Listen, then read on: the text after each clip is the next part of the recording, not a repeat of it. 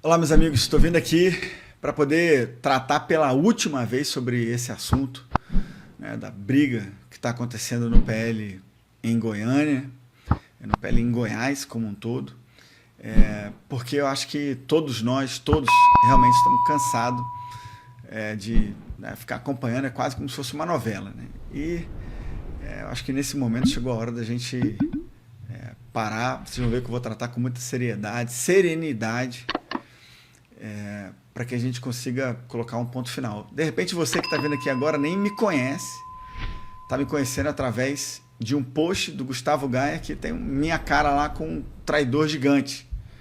E eu peço para você se despir de qualquer preconceito, pré-concepção sobre mim, que adquiriu naquele vídeo do Gustavo, ou em qualquer outro lugar, e se atenha aos fatos que eu vou apresentar agora. E depois você faz os seus julgamentos. Depois você volta lá no vídeo do Gustavo, vê de novo, vem aqui na minha rede, me cobra, tá tudo certo. Nós da direita, se nós não nos unirmos, e nós não entendermos que cada um tem um limite, que cada um pode ir até um ponto, que cada um, às vezes, vai discordar um do outro, que os caminhos vão se trombar e nós vamos ter que continuar avançando. Sabe o que vai acontecer? No final, se nós fôssemos um avião indo lá para o cumprimento de um objetivo, de uma missão, o avião vai ficar sozinho, alguém vai ficar sozinho lá dentro. Porque você vai jogando pela janela todo mundo que discorda de você. No final, a missão não vai ser cumprida. Então, eu peço para vocês de verdade, para que tirem esse preconceito, essa preconcepção. Inclusive, pensem comigo sobre um assunto, sobre uma visão. Será que o Bolsonaro ele é ingênuo com um mandato de presidente da República, 7 mandatos de presidente, 7 mandatos de deputado federal, um mandato, metade de um mandato de vereador, quase 70 anos de idade, vai completar no ano que vem? Vocês acham que o Bolsonaro permitiria que alguém com 20 anos a menos de idade, com pouca experiência política, se aproximasse dele e enganasse ele com a apresentação de alguém para ele? Você acha que isso é crível? Você também não acha que é melhor que o próprio Bolsonaro se expresse sobre como ele sente, como ele pensa, como ele vê, do que as pessoas ficarem tentando interpretar ou se colocando como porta-vozes do presidente Bolsonaro? Vocês vão ver ao longo da apresentação da nossa conversa aqui, cara, que eu tive muitas chances, muitas conversas com o presidente Bolsonaro e nunca expus, nunca me arroguei a função de ser intérprete do presidente, de ser tradutor ou de ser alguém que vai falar pelo presidente, um porta-voz dele. Por isso que eu peço para que vocês enxerguem e ouçam esse vídeo nesse sentido. E também vou fazer questão nesse vídeo de falar um pouco de erros de estratégia. A direita tem que ter estratégia para tratar dos temas. E eu acho que o Gustavo Gaia, em vários aspectos, não está sendo estratégico. E eu vou mostrar isso aqui. Eu já tive problema com o Gustavo lá atrás, já voltamos a nos falar. E agora, os problemas estão voltando. E eu acho que isso tem a ver com 2026, corrida para o Senado Federal. Gustavo, o partido pode lançar 2 candidatos.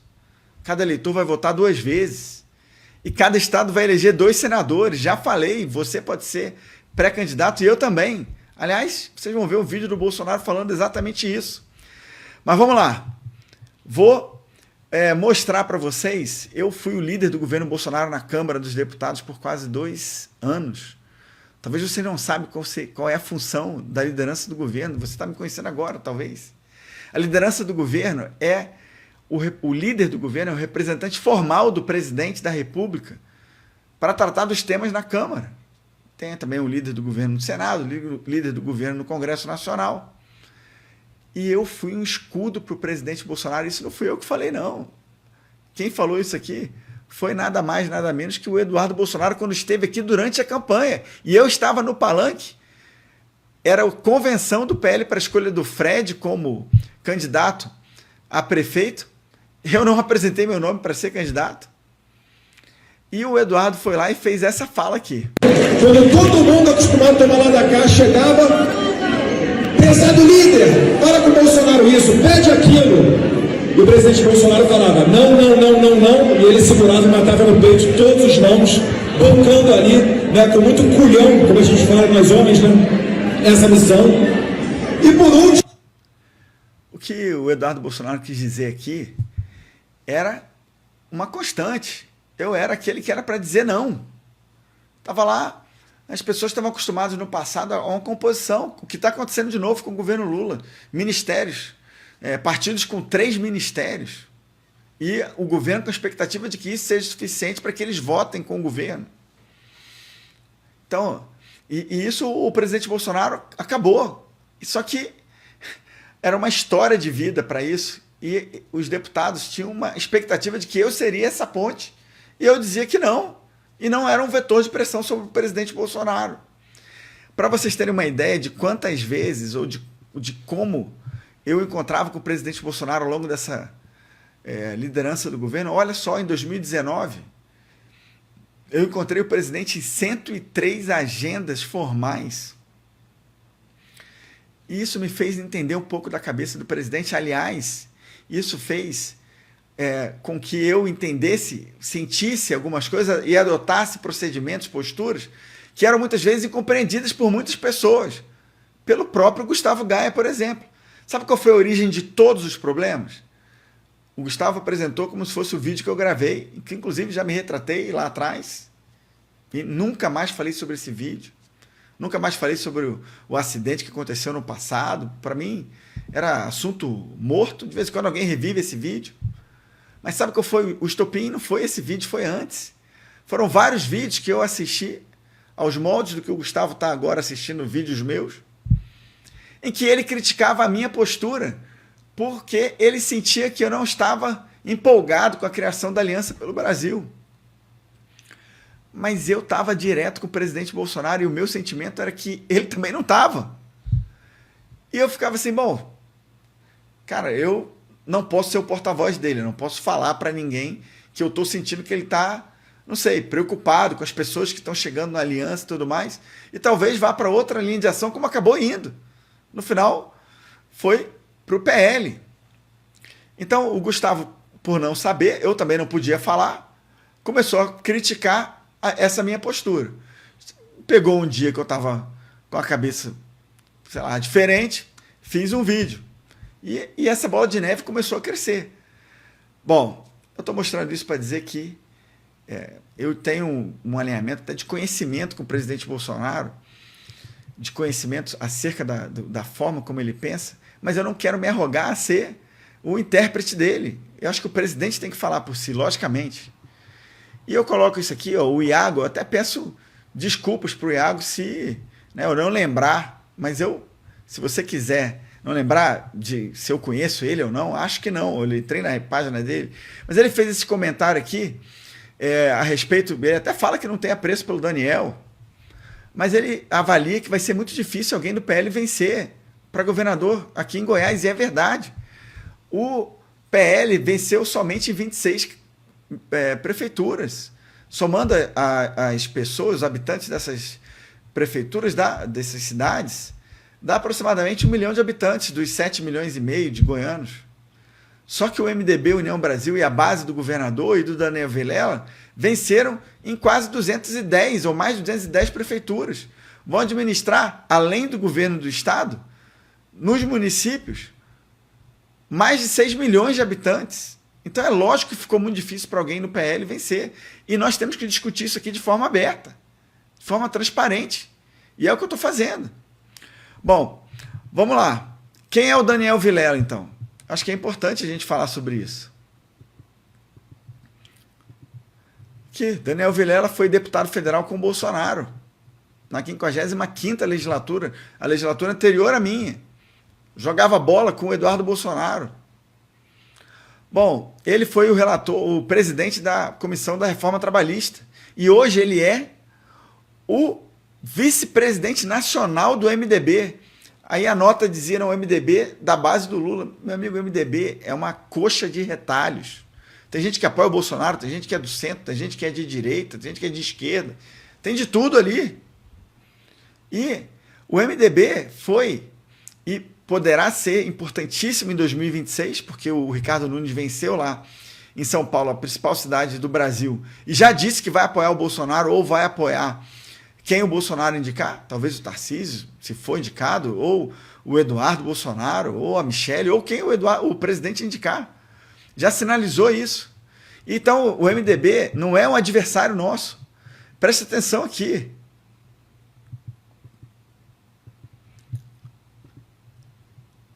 Essa cidade aqui, ó, Boa Vista, em Roraima, está aqui.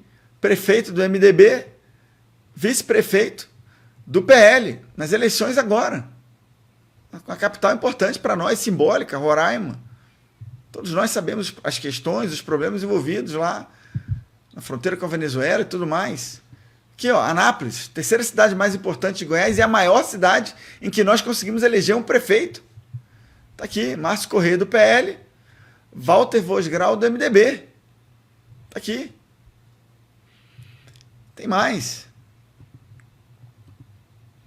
Melo Araújo e Betina, lá em Porto Alegre. Desculpa, Sebastião Melo. Melo Araújo estava antecipando São Paulo, né? Sebastião Melo do MDB, lá em Porto Alegre, e a Betina, o Orme, do PL, Porto Alegre. E por fim, e mais importante, que todo mundo sabe, Ricardo Nunes do MDB, Melo Araújo indicado pessoalmente pelo presidente Coronel da Rota, da PM de São Paulo. Então, tratar o MDB como inimigo, como adversário, é desprezar todas essas composições que foram feitas com anuência e incentivo do presidente Bolsonaro, do Valdemar, que é o presidente nacional do partido. Então não faz sentido dizer a priori que o MDB é inimigo. Bom, mas aí o que o Gustavo falou no vídeo dele foi o seguinte, que, entre outras coisas, né, teve um vídeo e mostrou o vídeo, efetivamente, em que o Daniel trata da facada no Bolsonaro. Eu também não tinha visto esse vídeo quando eu levei o Daniel para conversar com o Bolsonaro. E também confesso que é humanamente impossível você assistir todos os vídeos que alguém fez ao longo da vida, de podcast, entrevistas. Né? Mas não tinha assistido. Quando eu recebi o vídeo, a primeira coisa que fiz foi mandar o vídeo para o Daniel e perguntar, e aí? E o Daniel, de pronto, escreveu uma retratação para o presidente Bolsonaro e me autorizou a trazer a retratação aqui. Algumas partes eram mais sensíveis, ele pediu para tirar, porque era ainda de cunho mais pessoal, mas a quase íntegra da carta está aqui. E eu vou ler para vocês entendam também o que passa na cabeça do Daniel em relação a esse tema. Presidente Bolsonaro, perdi o meu pai de Covid no auge da discussão sobre as vacinas no Brasil, quando canalhas e oportunistas instigavam o Brasil de que a responsabilidade por isso era do senhor. Antes do meu pai falecer, e para quem não sabe o pai dele, Maguito Vilela, um dos ícones da política goiana, tinha acabado de ser eleito prefeito de Goiânia em 2020. Antes do meu pai falecer, ele já havia perdido 2 irmãs também, de Covid. Não existe em lugar nenhum qualquer fala minha transferindo a responsabilidade do falecimento dele ao fato de não ter sido vacinado. Eu vi alguns vídeos que o próprio Gaia mostrou, falando sobre a questão da Covid em geral, do tratamento, de como foi, de como não foi, mas culpar o Bolsonaro pela morte do pai ou pela ausência de vacinas. Bom, o Daniel afirmou aqui que não fez e eu não tenho conhecimento de um vídeo em que ele tenha se manifestado dessa maneira. Não existia vacina confiável em escala em nenhum lugar do planeta. O risco foi assumido por ele ao sair para a rua e ser candidato em meio à pandemia. Você tem noção o que é para um filho falar isso aqui? Senti e sinto até hoje a dor de um evento trágico. Disse tudo isso, presidente, para dizer que enviaram um vídeo meu querendo dar um sentido que não foi o verdadeiro. Eu fiz uma constatação política equivocada naquele momento de que o evento trágico que o senhor passou e até hoje sofre fisicamente e psicologicamente teria um fator significativo do ponto de vista eleitoral. Jamais questionei a veracidade do ataque, jamais banalizei o fato do ataque à vida do senhor e mais. de um candidato favorito à presidência da República do nosso país, isso sim um ataque à democracia brasileira. Se o vídeo gerou um sentimento pessoal ruim, peço que me desculpe. Peço que receba minhas sinceras e verdadeiras palavras. E aí segue ele, terminando a carta, e vocês podem ler enquanto eu comento aqui. Então, o presidente Bolsonaro aceitou a desculpa. E eu acho que esse assunto está pacificado. Acho que nós temos que seguir em frente. Eu já demonstrei aqui, o MDB não é necessariamente adversário. E nós temos que conversar com todo mundo. É importante conversar. Bom, a nota do PL, e eu não vou tecer maiores comentários de novo sobre a nota, porque eu já fiz isso em outro vídeo, e eu quero tratar de maneira séria aqui. Talvez a minha fala tenha sido infeliz ao falar de Ortega, Maduro. Eu acho que quando a gente trata com ironia os temas, você perde muito em argumento. Por isso que eu estou fazendo esse vídeo com muita serenidade, com muita tranquilidade. Agora, essa nota, na minha visão, e por que eu fiz referência à esquerda? Porque essa nota, na minha visão, ela é autoritária. Você dizer que você não autorizou um filiado a conversar com alguém, que isso? Por isso é referência a Venezuela, Cuba, Nicarágua. Porque lá é que acontece isso, o partido domina e você não pode conversar com alguém. Peraí, nós defendemos a liberdade de expressão, a liberdade de pensamento, entre tantas outras liberdades. Por isso, a minha revolta, quando fui surpreendido com essa nota de repúdio, inclusive, que faz referência a uma conversa que o Bolsonaro teve com eles, que na minha percepção da interlocução que eu tenho tido com o Bolsonaro até após o episódio, a expectativa dele é que isso era uma conversa trivial e que talvez não fosse nem nunca motivar toda essa hecatombe que está sendo realizada agora. Então eu não vou falar mais dessa nota para não, retomar tudo, mas ela não cita também o fato de que a articulação que ela está mencionando foi feita com o Bolsonaro. Eu não levei o Daniel para, conversar com o Lula, para viajar para Cuba, não. Eu levei ele na sala do presidente Bolsonaro para conversar com ele, autorizado por ele. E também não induzi o Bolsonaro a dar uma medalha para ele, como o Gaia falou. O Bolsonaro fez isso voluntariamente. Ele entregou a medalha. E eu não vou aqui falar sobre mais detalhes da conversa, porque eu acho que isso faz parte de um respeito até às pessoas presentes e principalmente ao presidente Bolsonaro. Não vou me arrogar, como disse aqui, intérprete, porta-voz do presidente. E sei que ele não é ingênuo, o bastante, não é nada ingênuo. Se ele quiser vir a público para poder esclarecer, para poder mandar todo mundo calar a boca e chega, que eu até acho que seria uma boa medida para acalmar os ânimos e nós irmos para o próximo passo e atacar a esquerda e não a nós mesmos. Bom, o Gaia falou que eu estava cogitando ser vice do Vanderlan. Nunca cogitei, jamais. Talvez pudesse ter até o interesse do Vanderlan nisso. Ele me apoiou na minha candidatura ao governo, foi sim um dos grandes fiadores, e nunca fiz vídeo de apoio ao Vanderlan em contraposição ao Gaia. Nunca. Pode ter vídeo meu falando que achava que os dois deveriam se unir, que era ruim a briga, contemporizando nesse sentido. E acho de verdade que é ruim. Dentro daquela ideia de falar sobre as estratégias, eu falei para o Gaia, você tem muito a perder no campo jurídico. E isso está acontecendo, e infelizmente, o processo que foi iniciado pela ação do Vanderlan está andando. A queixa-crime foi recebida por unanimidade numa das turmas do Supremo. E eu falei para ele, o Vanderlan vai ter um grande problema político, e ficou em 4º ou 5º lugar na eleição agora em Goiânia, mas o Gaia teria problema jurídico. Eu conversei com ele, eu lembro disso, a gente conversando na Câmara dos Deputados, inclusive, no Salão Negro, e eu falando, cara, cuidado. E, de novo, falta de estratégia. Cara, o Vanderlan, não vou fazer defesa dele exacerbado, eu sei qual é a visão que as pessoas têm dele. Só que ele é um empresário, ele é evangélico. E durante o governo Bolsonaro, ele, naquilo que era possível, ele ajudou. Derrapou em algumas pautas? Sim. Meus amigos, se nós tirarmos de próximos de nós todos aqueles que em algum momento errarem, sabe o que vai acontecer? De novo, nós vamos ficar sozinhos. Nós temos que trazer as pessoas para próximo de nós. Então, fala que jamais cogitei ser, de forma alguma, vice de ninguém, e muito menos do Vanderlan. Mas aproveito isso aqui para falar o seguinte, esse boicote que foi feito, e esse outro problema da estratégia, generalizações. Generalizar que o MDB é vilão. Generalizar que o PSD é vilão. O próprio Eduardo Bolsonaro veio a público e falou, cara, isso prejudicou muitas pessoas por aí.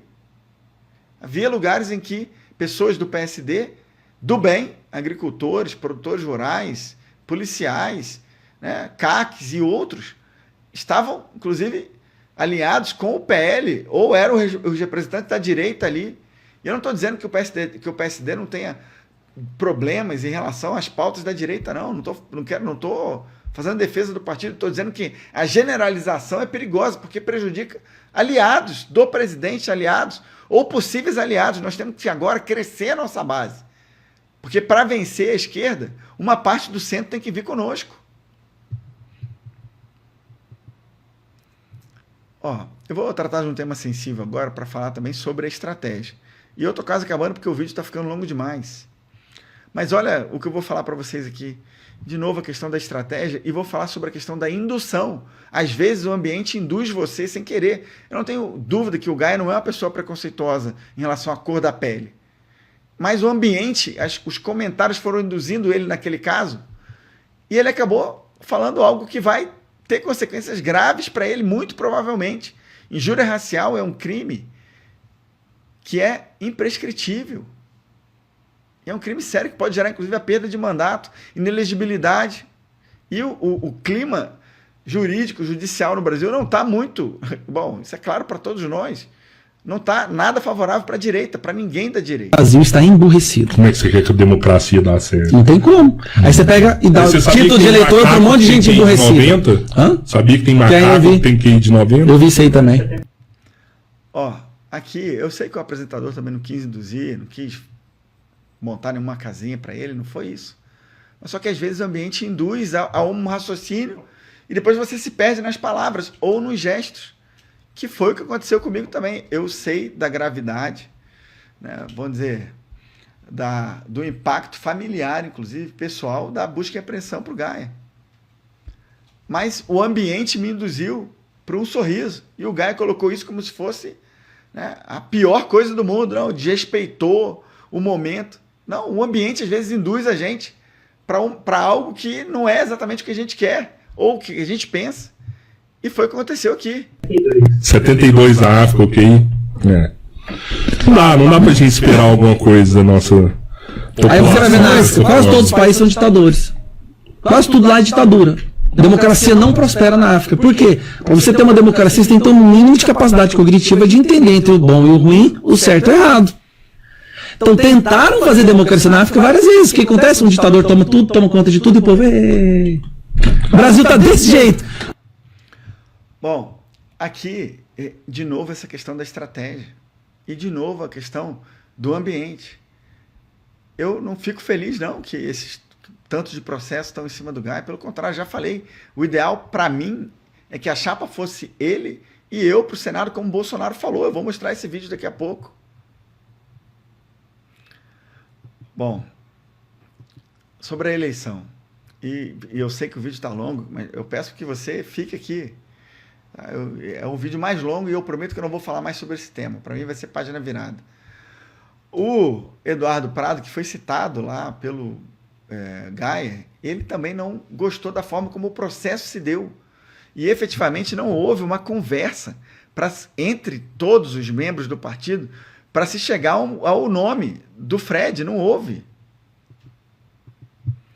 E eu podia ler aqui, ó, as principais lideranças do PL, segundo o Eduardo Prado, e é verdade, não foram consultadas.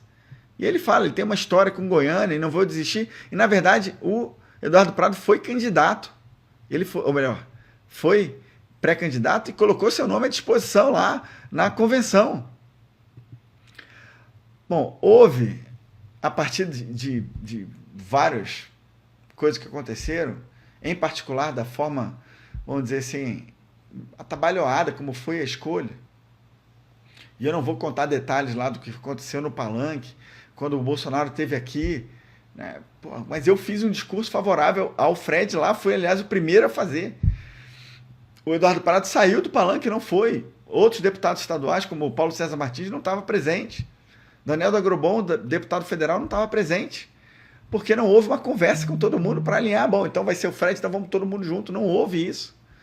E aí o Fred vai e dá uma entrevista lá em meados de setembro e fala isso aqui sobre mim. Ele é mais importante que o senhor? Complementando a pergunta do Rafael. Acredito que não. Se ele fosse mais importante que eu, ele teria sido escolhido como candidato a prefeito de Goiânia. Realmente eu perco muito pouco tempo preocupado com o Major Vitor Hugo, como ele quer preocupar com isso. Tem ciúme entre os senhores? Não, de forma alguma. Não? Não. Porque tem amizade entre os senhores? Não, amizade também não. Tem uma relação de coleguismo por estarmos no mesmo partido. O senhor não gosta Não diria dele? que ele é... Nada contra. Ele vai votar no senhor? Ele é mais importante que o senhor? Bom, essa fala dele também, quando eu vi o vídeo, falei, cara, pô, nitidamente tudo bem, tinha questionamento, o material que o Vitor Hugo imprimiu não tinha, eu recebi material do partido com o rosto dele, com o meu rosto também, com o número, e foi distribuído o material.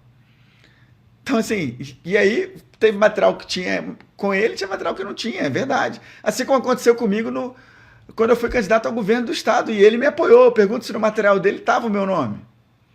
Pergunto se eu vi material de várias pessoas na época que eu fui candidato a governador que não colocaram o meu nome. Alguns até não colocaram nem do Bolsonaro, que eu achava que era um erro. Agora, vamos lá. Isso dificultou muito a gente. A relação foi piorando ao longo da campanha. O Bolsonaro veio aqui Nós e estaremos falou isso. mais juntos do que nunca. Com toda certeza, nós temos a chance de 26 fazermos 2 senadores nossos aqui em Goiás. Fazemos uma bancada majoritariamente de federais também afinados conosco. O Galho é um, o Vitor Hugo é outro. E aí, no final do vídeo, o presidente dá uma olhada assim pro lado, dando a impressão que estava me procurando. Então, assim, cara, deixa eu falar uma coisa. É a impressão que eu tive, não sei. Alguém vai dizer, você acha que ele está sempre te procurando, você acha que ele é amigo seu, Não é isso não, gente. Eu fui o líder do governo, como eu falei. O que ele falou, não, porque ele não se aguenta, ele quer subir no trio. O trio estava vazio lá em cima. Não era só para eu subir, não. Eu queria que todos os vereadores subissem. Agora, tinha lá um assessor do Gaia na porta que falou que ninguém ia subir, não era só eu, não. Falei, vem cá, por que ninguém vai subir? Não, ninguém vai subir porque não é para nenhum candidato a vereador subir. Bom, quando a segurança do Bolsonaro assumiu, eu perguntei se eu podia subir, falou que podia, eu subi. O assessor do Gaia foi lá e falou que era para eu descer. Eu falei, eu não vou sair. Tirei foto, gravei vídeo, desci voluntariamente, chamei os outros vereadores para revezarem. Se eu não tivesse ido, não haveria revezamento. Nós vamos falar na sequência aí sobre a questão do fundo eleitoral. Daqui a pouquinho a gente fala, tá quase acabando, tá? O vídeo, eu sei que tá longo. Outro erro de estratégia, o que mostra que as pessoas são falíveis. O Gaia foi e chamou o Pablo Marçal para participar da eleição em Goiânia. Cara, o Pablo Marçal foi... a situação do Pablo Marçal, não importa o que você pensa dele nesse momento, mas foi um dos grandes constrangimentos da eleição municipal para o Bolsonaro. Isso é claro. Eu gostaria de entender. O seu irmão é candidato a vereador na chapa do PL. Por que você não veio aqui apoiar a chapa, apoiar o Fred? Se você é de direita, por que você está aí? Por que só aparece aqui em Goiânia uma foto de você com Sandro Mabel, você estava aqui em Goiânia esses dias, mas não apoiou ainda o Fred Rodrigues? Se o Fred Rodrigues é o candidato de direita em Goiânia. O Gaia fez sim uma série de críticas a ele, mas no final convidou ele para participar aqui. E ele participou, gravou vídeo, pediu vídeo para o Fred, voto para o Fred. Arrogou para si, em grande medida, o fato do Fred ter ido para o segundo turno, quando não foi isso. O Fred foi para o segundo turno porque teve o apoio do Bolsonaro, que veio várias vezes aqui, da Michele Bolsonaro, que veio pelo menos 2 ou 3 vezes aqui, do Eduardo Bolsonaro, que veio, do Nicolas. Houve uma articulação muito grande e muito eficaz.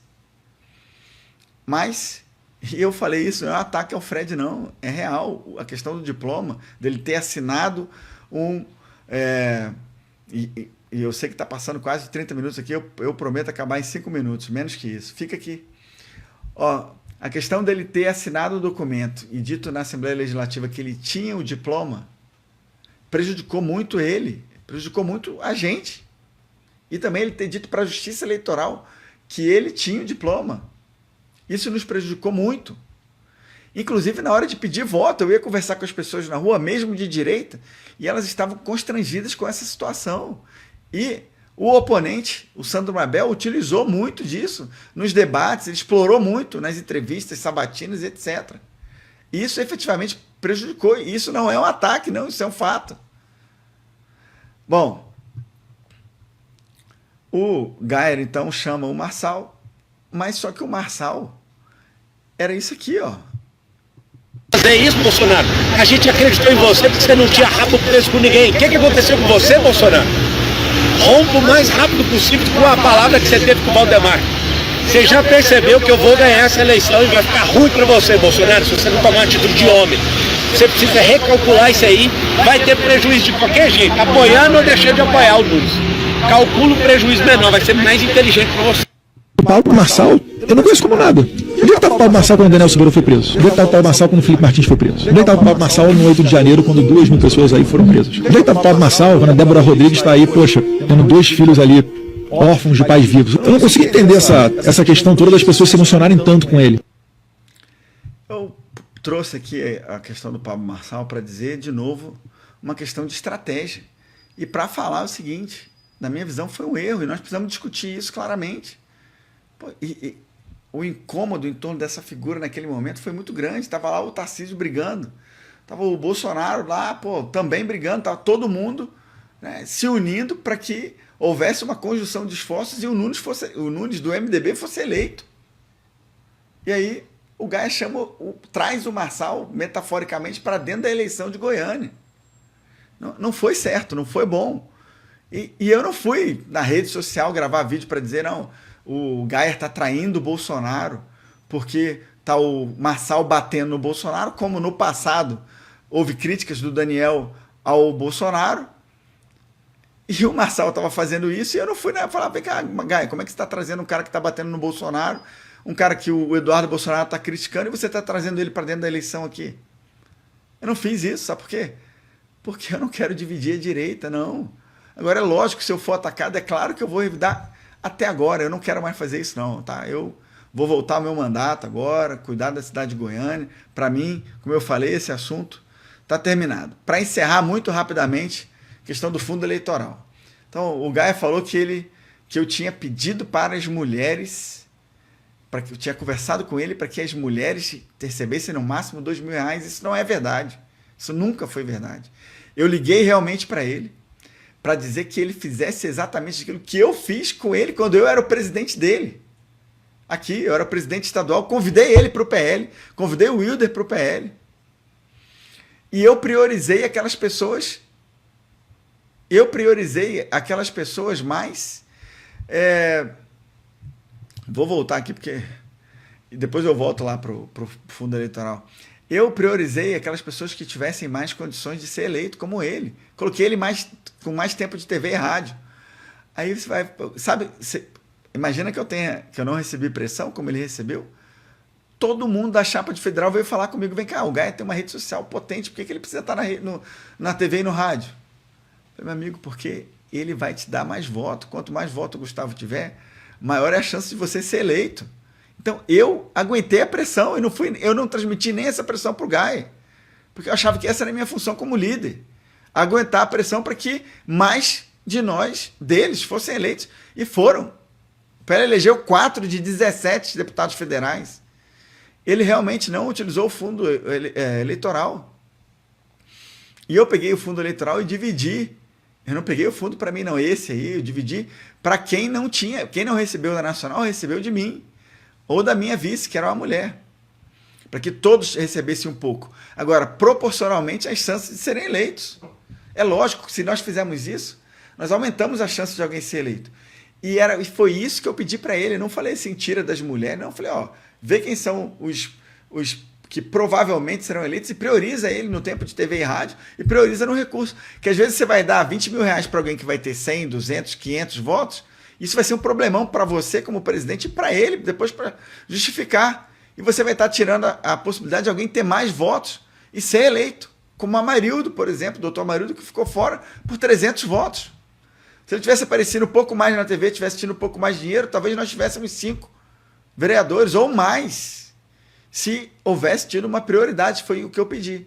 E aí eu vou mostrar isso aqui para dizer que não foi como ele falou, que ele mandou 200 mil reais, ele mandou 45 mil reais. E o presidente Valdemar mandou depois 600 mil. As pessoas foram lá reclamar com ele. E aí o presidente Valdemar depois mandou mais 100 mil. Aí você vai falar, pô, cara, realmente é muito dinheiro. É muito dinheiro. E eu votei contra sempre o aumento do fundo eleitoral lá quando eu era deputado federal. Agora, meu amigo, se a esquerda vai com fuzil, você vai de xilingue? Se eu não tivesse usado o fundo eleitoral, sabe o que ia acontecer? O PT teria sido, um vereador do PT teria sido mais votado em Goiânia. Todos eles usaram. Aliás, a direita usou o fundo eleitoral, o Carlos Bolsonaro usou, o Renan Jair usou o fundo eleitoral e tantas outras pessoas, todos usaram, e corretamente. Tinha que usar. Nós estamos combatendo a esquerda. Meus amigos, é isso. Eu vou ficar por aqui. Da minha parte, de verdade, assunto encerrado.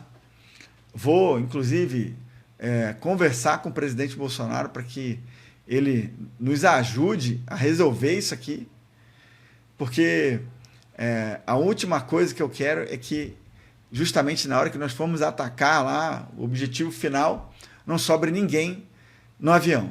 Nós precisamos ter todos o máximo possível, ainda que a gente pense diferente, ainda que tenha havido uma discordância no passado, nós temos que nos unir para vencer. Veja, o Caiado brigava lá atrás com o Mabel, eu fui contra o Caiado, eu fui candidato contra o Caiado brigava contra o Mabel, ele enxergou, na visão dele, que o Mabel era o melhor candidato, eles se uniram para vencer as eleições, e venceram. Então, meus amigos, agora é a nossa hora de, como se diz na política, aí, varrer para dentro, trazer mais gente aqui. Me perdoem o vídeo excessivamente grande, mas eu fiz assim para que a gente pudesse, o máximo possível, esclarecer tudo e para que esse assunto, né, termine por agora. Para terminar, se ofendi alguém ao longo desse processo, apresento aqui minhas retratações e quero que a gente vá para um novo momento. Um abraço e fique com Deus.